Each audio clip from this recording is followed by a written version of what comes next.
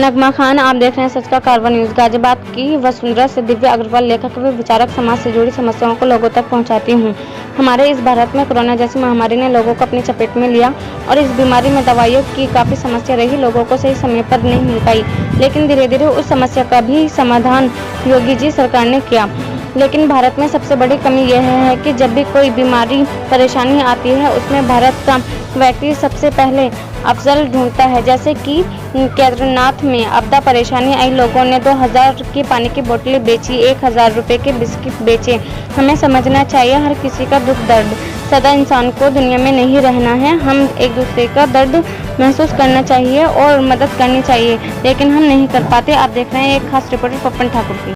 बहुत साधुवाद, बहुत बहुत नमस्कार। मैं दिव्या अग्रवाल वसुंधरा गाजियाबाद से और स्वतंत्र रूप से लेखक हूँ और विचारक हूँ। समाज की परेशानियों को अपने विवेक अनुसार लोगों तक पहुँचाता हूँ। अभी जैसे कोरोना काल में महामारी की वजह से सभी लोग त्रस्त हैं। कुछ समय से हम देख रहे हैं कि बाज़ार में दवाइयों की शॉर्टेज है, ऑक्सीजन की शॉर्टेज थी। सरकार ने धीरे धीरे काम किया है, ऑक्सीजन की व्यवस्था सुचारू रूप से होने लगी है।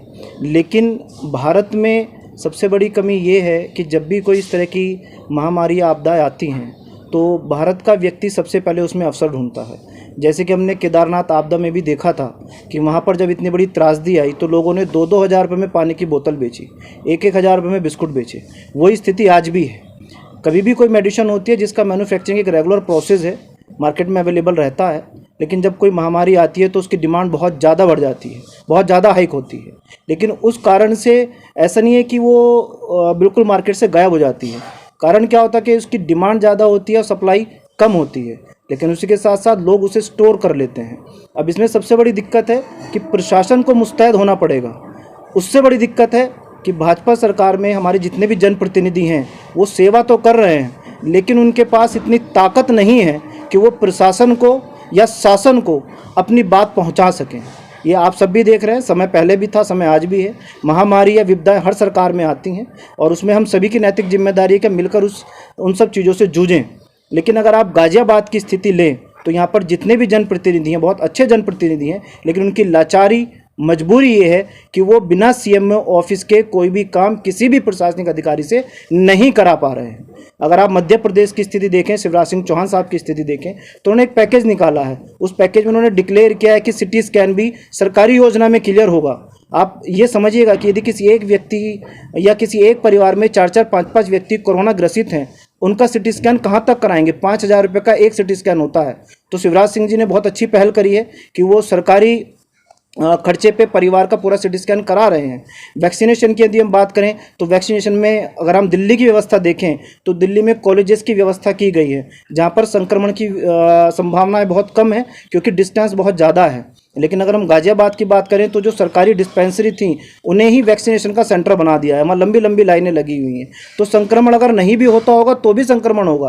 आप बहुत सारे न्यूज़ चैनल पे देख रहे हैं कि लोग वैक्सीन लगवाने जाते हैं और वहाँ से कोरोना कैरी करके आ रहे हैं, उनके परिवार उल्टा कोरोना से ग्रसित हो रहे हैं। उसका कारण ये है कि वैक्सीनेशन के लिए उनके पास स्पेस नहीं है, लोग मजबूर हैं लंबी लंबी लाइनों में खड़े होने के लिए। ये जिम्मेदारी किसकी है? ये जिम्मेदारी प्रशासन की है। शासन सही काम कर रहा है, लेकिन प्रशासन के द्वारा वो योजनाएं सही तरह इम्प्लीमेंट नहीं हो पा रही। जनप्रतिनिधि मजबूर हैं, जनप्रतिनिधि सेवा करना चाह रहे हैं। आप देखिएगा माननीय राज्य मंत्री अतुल गर्ग जी को खुद रेमडेसिविर के लिए जब वो सीएमओ से जवाब मांगते हैं तो उन्हें जवाब नहीं मिलता, जबकि वो खुद राज्य स्वास्थ्य मंत्री हैं। तो इसकी जिम्मेदारी कौन तय करेगा? इसकी जवाबदेही कौन तय करेगा? जब से योगी जी की सरकार आई है, इसमें कोई डाउट नहीं है कि योगी जी साफ छवि के नेता हैं, साफ छवि के व्यक्ति हैं, एक नाथ हैं, संप्रदाय से हैं, उनके अंदर कोई लालच नहीं है। लेकिन ये भी स्वीकार करना पड़ेगा कि जनप्रतिनिधियों की प्रशासन से जो दूरियां योगी जी ने बनवाई हैं उसका भुगतान सिर्फ और सिर्फ जनता को भुगतना पड़ रहा है। कालाबाजारी का बहुत बड़ा कारण ये है कि प्रशासन तक जनप्रतिनिधि अपनी बात पहुंचा ही नहीं पा रहे हैं। बिल्कुल कालाबाजारी चरम सीमा पर है। जब भी कोई मेडिसिन आती है, लगता है कि ये मेडिसिन इस बीमारी में काम करेगी, वो मेडिसिन सबसे पहले 15 दिन के लिए, महीने भर के लिए गायब हो जाती है। लोग स्टॉक कर लेते हैं, प्रशासन बाद में छापे मारता है, बाद में पता चलता है कि यहाँ दवाइयाँ स्टोर हुई हैं। आपने हॉस्पिटल का हाल भी देखा कि हॉस्पिटल्स में शुरू में दिखाया गया कि बेड भरे हुए थे, जब